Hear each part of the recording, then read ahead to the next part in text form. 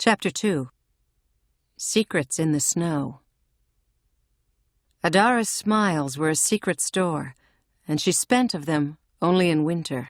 She could hardly wait for her birthday to come, and with it the cold, for in winter she was a special child. She had known it since she was very little, playing with the others in the snow. The cold had never bothered her the way it did Jeff and Terry and their friends. Often Adara stayed outside alone for hours after the others had fled in search of warmth, or run off to old Laura's to eat the hot vegetable soup she liked to make for the children.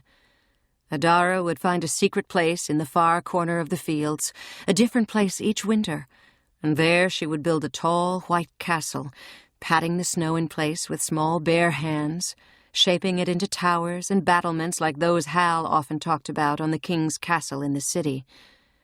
She would snap icicles off from the lower branches of trees and use them for spires and spikes and guard posts, ranging them all about her castle. And often in the dead of winter would come a brief thaw and a sudden freeze, and overnight her snow castle would turn to ice, as hard and strong as she imagined real castles to be. All through the winters she would build on her castle, and no one ever knew. But always the spring would come, and a thaw not followed by a freeze. Then all the ramparts and walls would melt away, and Adara would begin to count the days until her birthday came again. Her winter castles were seldom empty. At the first frost each year, the ice lizards would come wriggling out of their burrows, and the fields would be overrun with the tiny blue creatures, darting this way and that, hardly seeming to touch the snow as they skimmed across it. All the children played with the ice lizards, but the others were clumsy and cruel, and they would snap the fragile little animals in two, breaking them between their fingers as they might break an icicle hanging from a roof. Even Jeff, who was too kind ever to do something like that, sometimes grew curious and held the lizards too long in his efforts to examine them, and the heat of his hands would make them melt and burn and finally die. Adara's hands were cool and gentle, and she could hold the lizards as long as she liked without harming them, which always made Jeff pout and ask angry questions. Sometimes she would lie in the cold, damp snow and let the lizards crawl all over her, delighting in the light touch of their feet as they skittered across her face.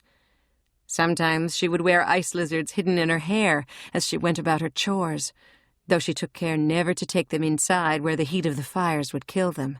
Always she would gather up scraps after the family ate and bring them to the secret place where her castle was, and there she would scatter them. So the castles she erected were full of kings and courtiers every winter, small furry creatures that snuck out from the woods, winter birds with pale white plumage, and hundreds of squirming, struggling ice lizards, cold and quick and fat. Adara liked the ice lizards better than any of the pets the family had kept over the years. But it was the ice dragon that she loved. She did not know when she had first seen it.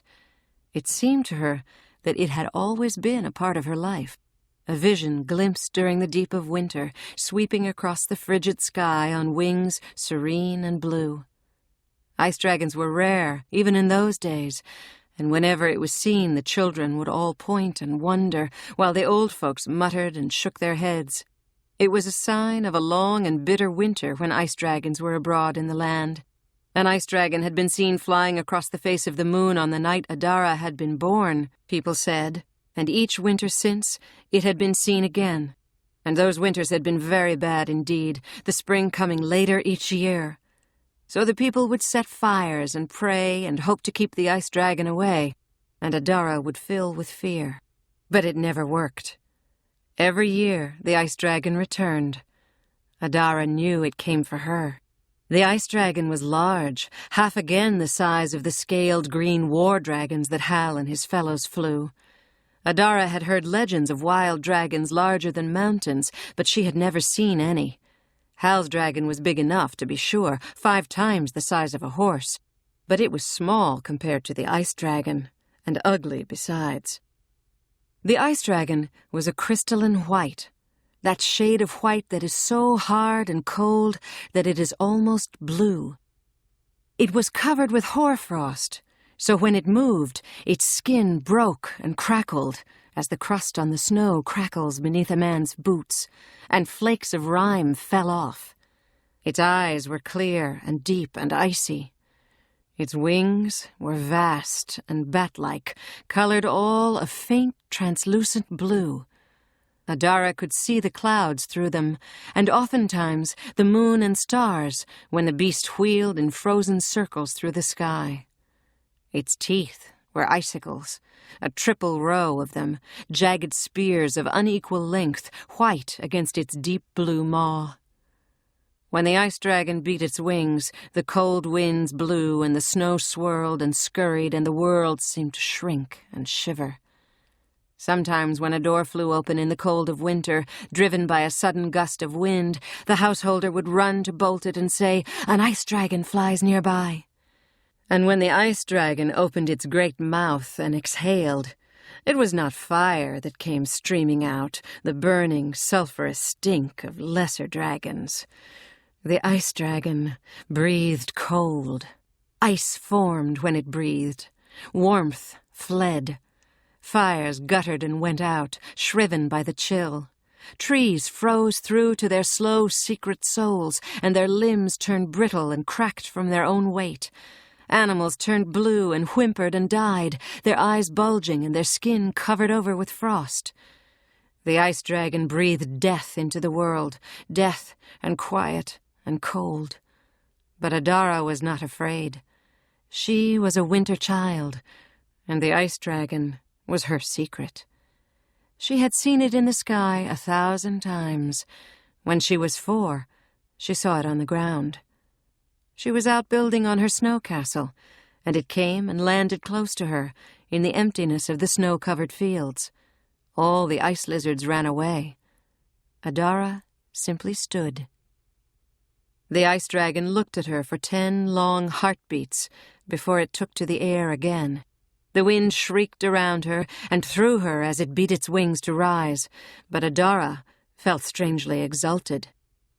Later that winter it returned, and Adara touched it. Its skin was very cold. She took off her glove nonetheless. It would not be right otherwise. She was half afraid it would burn and melt at her touch, but it did not. It was much more sensitive to heat than even the ice lizards, Adara knew somehow. But she was special, the winter child, cool.